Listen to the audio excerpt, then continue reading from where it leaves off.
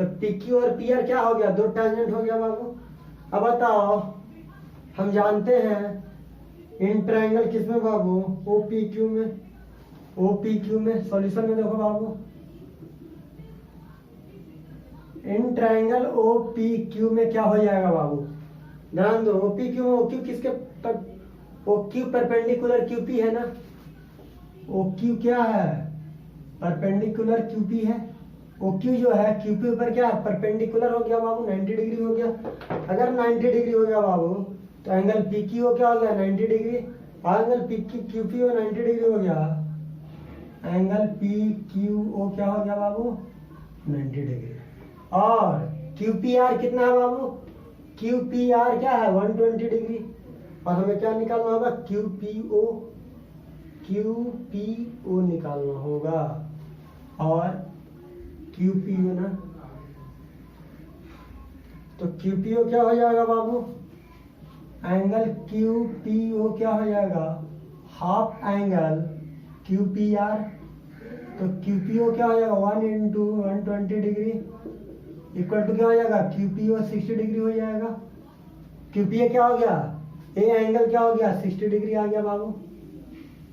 एक Q P ओ क्या आ गया, क्यू पी आर का हाफ हो जाएगा क्यू पी ओ। और क्यू पी ओ किसके इक्वल हो जाएगा, आर पी ओ के इक्वल हो जाएगा। Q P O equal to angle R P O हो जाएगा, कोई दिक्कत। क्यू पी ओ और आर पी ओ दोनों एंगल का हो जाएंगे 60 डिग्री के हो जाएंगे। क्यों, ताकि एक्सटर्नल पॉइंट से जो टेंजेंट होता है इक्वल होता है। The tangent we know that the tangent drawn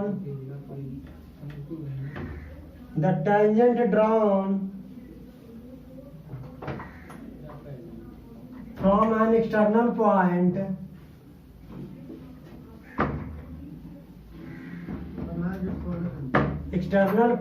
to a circle are equally inclined to the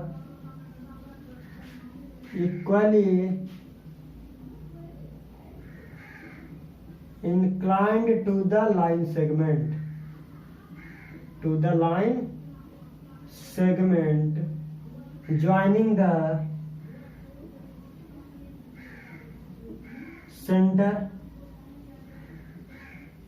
joining the center to that point,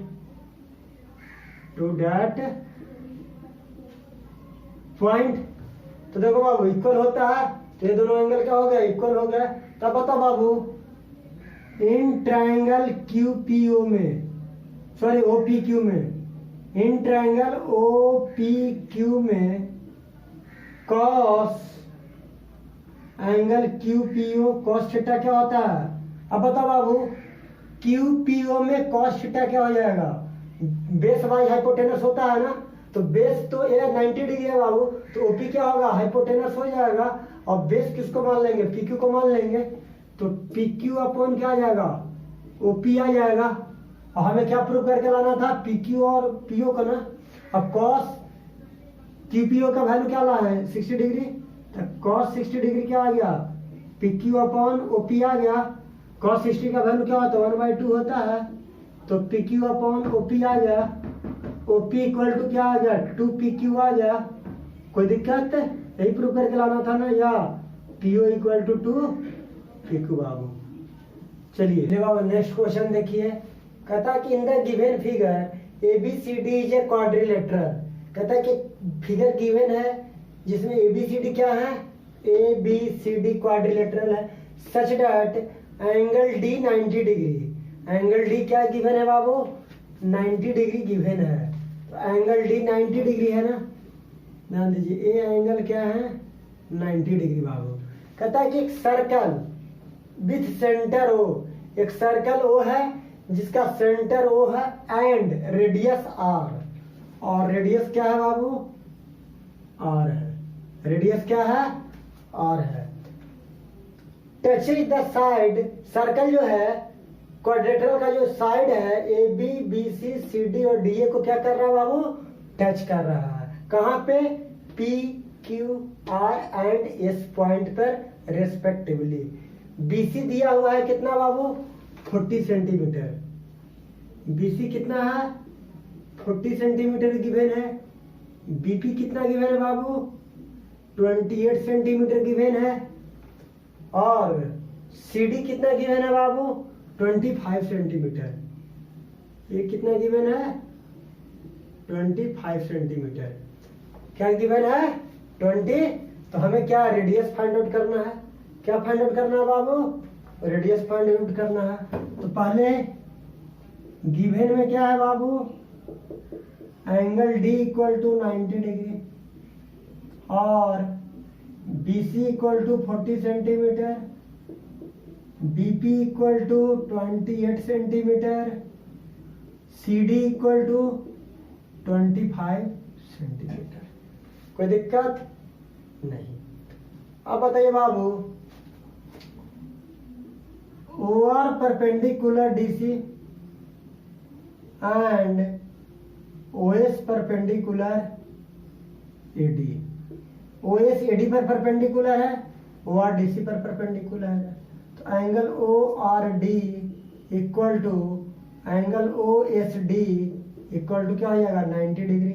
यानी ए एंगल भी क्या हो जाएंगे? 90 डिग्री और ए एंगल भी क्या हो जाएंगे? 90 डिग्री। तब बताइए बाबू, हमें एंगल ROS फाइंड आउट करना होगा। तो हम क्या जानते हैं? We know that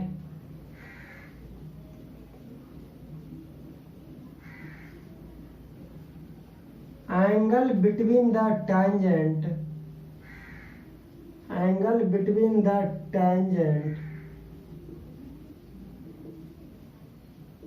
from an external point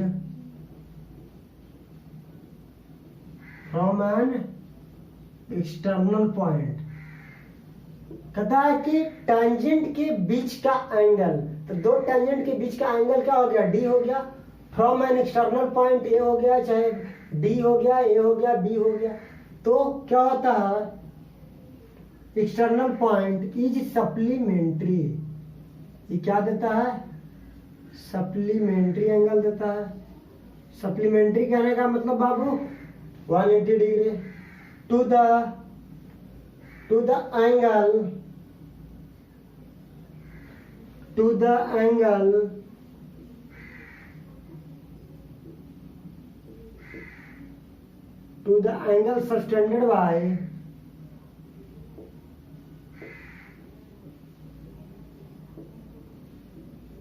subtended by the point of contact,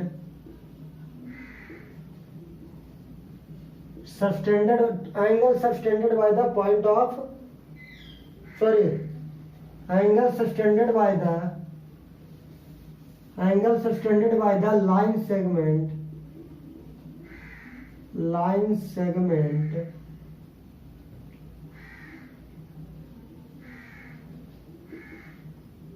joining the point of contact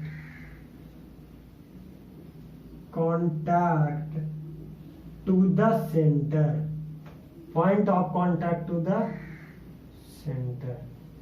ध्यान दीजिए बाबू, angle ROS plus angle D क्या हो जाएगा? 180 डिग्री। यानी इस एंगल का सम और इस एंगल का सम क्या? 180 डिग्री। तो एंगल ROS और एंगल D क्या है? 90 डिग्री इक्वल टू 180 डिग्री। अब बताओ बाबू, एंगल ROS क्या आ गया? 180 में से 90 सब्ट्रैक्ट करेंगे बाबू, क्या आ गया? 90 डिग्री आ गया। एंगल ROS क्या आ गया? 90 डिग्री आ गया। और OR इक्वल टू OS क्या हो गया? रेडियस हो गया बाबू। OR और OS क्या हो गया? रेडियस हो गया। तो OR और OS रेडियस हो गया बाबू। अब बताओ, ये साइड इक्वल हो गया और सभी साइड क्या हो गए? 90। सभी एंगल क्या हो गया? 90 डिग्री ना। तो ROSD इज ए स्क्वायर। अगर ROSD स्क्वायर हो गया बाबू, तो OR equal to DR equal to R। क्यों? इसलिए OR इक्वल टू DR और OR क्या है? R है। R equal to DR। तो डी आर भी क्या हो गया, आर दे दिया, डी आर देगा तो डी एस भी क्या दे देगा। अब जानते हैं बाबू, क्या जानते हैं, we know that the length of the tangent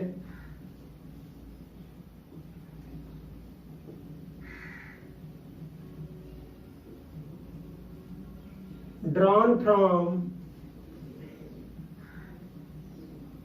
external point to a circle are equal, क्या होता है बाबू, इक्वल होता है। तो एक्सटर्नल पॉइंट्स जो टेंजेंट ड्रॉ होता है बाबू, वो क्या होता है, इक्वल होता है। तो देखो ऊपर में इरेज करके लिखते हैं, tangent from point P B, tangent from point B, B point जो टेंजेंट ड्रॉ किया गया है, तो बीपी इक्वल टू क्या आ जाएगा, बीक्यू। तो बीपी कितना 28, तो बीक्यू भी क्या हो जाएगा 28 सेंटीमीटर हो जाएगा। टेंजेंट फ्रॉम सी, अब देखो बाबू tangent from C, tangent from point C से बाबू, तो पॉइंट सी से क्या टेंजेंट होगा, C Q equal to C R. अब C Q equal to C R ना, तो सिक्की को हमें क्या करना होगा, फाइंड करना होगा। तो सिक्की को फाइंड कर लो, कैसे फाइंड करोगे, बी सी इक्वल टू क्या हो जाएगा बाबू, बीक्यू, सॉरी सीक्यू फाइंड करना है ना, तो सीक्यू इक्वल टू क्या हो जाएगा, BQ minus BC minus BQ, BC minus BQ. अब बताओ बाबू बीसी कितना है 40 माइनस 20, और बीक्यू, बीक्यू किसके इक्वल होता है, बीपी की इक्वल है, या बीपी का तो वैल्यू लिख ही दिए हैं, तो 40 माइनस 28 सेंटीमीटर, तो कितना आ गया 12 सेंटीमीटर आ गया। अब बताइए बाबू डी आर इक्वल टू क्या होता है, सी आर इक्वल टू क्या होता है, ध्यान दीजिए, सिक्यू निकल गया, तो सिक्यू निकल गया तो सी आर भी निकल गया, तो डी आर इक्वल टू क्या होता है बाबू, D R equal to D C minus C R. अब डी सी कितना है 25, और C Q equal to C R कितना आ गया बाबू 12 सेंटीमीटर, यानी डी आर कितना आ गया बाबू 13 सेंटीमीटर। अब D R equal to R equal to 13 centimetre, तो रेडियस क्या हो गया 13 सेंटीमीटर। तो पहले क्या किया बाबू, हम आर ओ एच डी को एक स्क्वायर प्रूफ कर दिए। जब स्क्वायर प्रूफ हो गया बाबू, तो हमने कहा कि ओ आर और डी आर क्या हो जाएगा, इक्वल हो जाएगा। ओ आर क्या है, आर है, तो डी आर भी क्या हो गया, आर हो गया। अब हमें सी डी मालूम था और बी सी मालूम था, तो सी क्यू और सी आर फाइंड आउट कर लिए, सॉरी सी क्यू और डी आर फाइंड आउट कर लिए, और डी आर फाइंड आउट कर लिए तो रेडियस फाइंड आउट हो गया बाबू। तब नेक्स्ट क्वेश्चन देखिए बाबू, क्वेश्चन बहुत इजी था।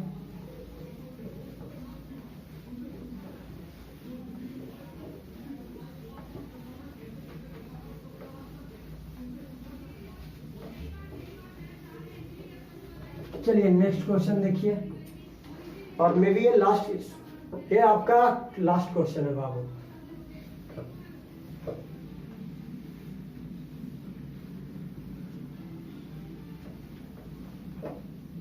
चलिए लास्ट क्वेश्चन है।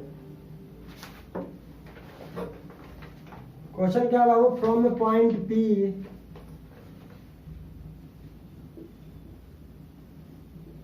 from a point P,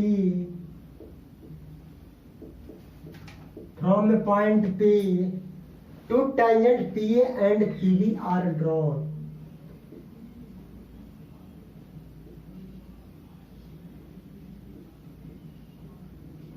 Two tangent PA and PB are drawn. PA and PB are drawn are drawn to a circle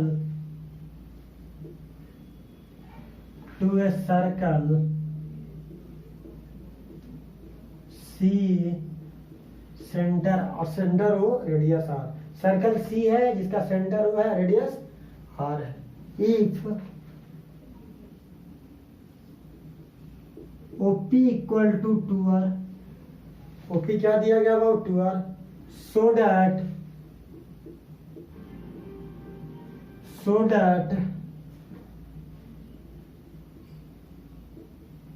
triangle APV is equilateral, is an equilateral। हमें triangle APV को क्या prove करना है, equilateral triangle prove करना है बाबू। तो first of all एक circle draw कर देते हैं। क्या किए, सर्कल ड्रॉ किए ना। अब बताइए सर्कल के 2 पॉइंट से टेंजेंट ड्रॉ कर देते हैं बाबू। ये आपका क्या हो गया, टेंजेंट हो गया P। एक कोड ड्रॉ कर देते हैं।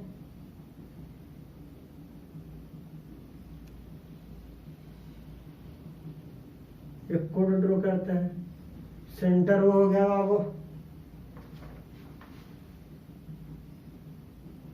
मेरे ख्याल से ऐसे होगा बाबू।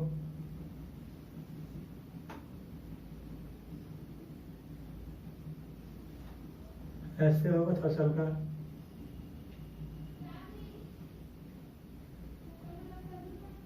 पी हो गया। अब यहां से टेंजेंट ड्रॉ करते हो, एक टेंजेंट ड्रॉ करते हैं और इसे हम पी से ज्वाइन कर देते हैं। जिसको वो मान लिए, इसको ये मान लिए, इसको बी मान लिए, तो पीए और पीबी 2 टेंजेंट हो गया ना बाबू। अब क्या कहता है, ये ओ से ए को ज्वाइन करते हैं बाबू, और ओ से इस क्यू पॉइंट को ज्वाइन करते हैं। क्या ज्वाइन करते हैं, क्यू पॉइंट को।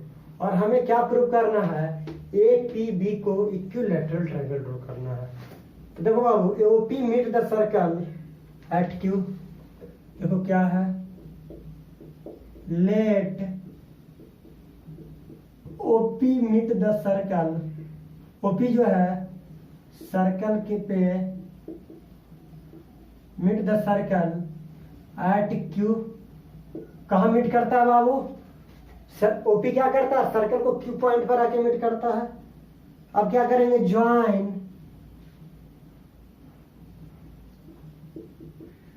OA and AQ। OA और AQ को क्या करेंगे, ज्वाइन कर देंगे। OA और AQ को ज्वाइन कर दिए बाबू। अब बताओ, OA परपेंडिकुलर AP है, OA क्या है, AP के परपेंडिकुलर, तो एंगल OAP 90 डिग्री हो गया बाबू। यानी OAP ये एंगल 90 डिग्री हो गया, कोई दिक्कत नहीं है। OAP क्या हो गया बाबू, 90 डिग्री हो गया। अगर OAP 90 डिग्री हो गया बाबू, तो देखो now Q is the mid point of OP। Q क्या है, OP का मिड पॉइंट है। OQ equal to QP equal to R। OQ तो आपका रेडियस हो गया, तो QP भी क्या हो जाएगा, रेडियस हो जाएगा बाबू। अब देखो बाबू, Q जो है, Q इज इक्विडिस्टेंट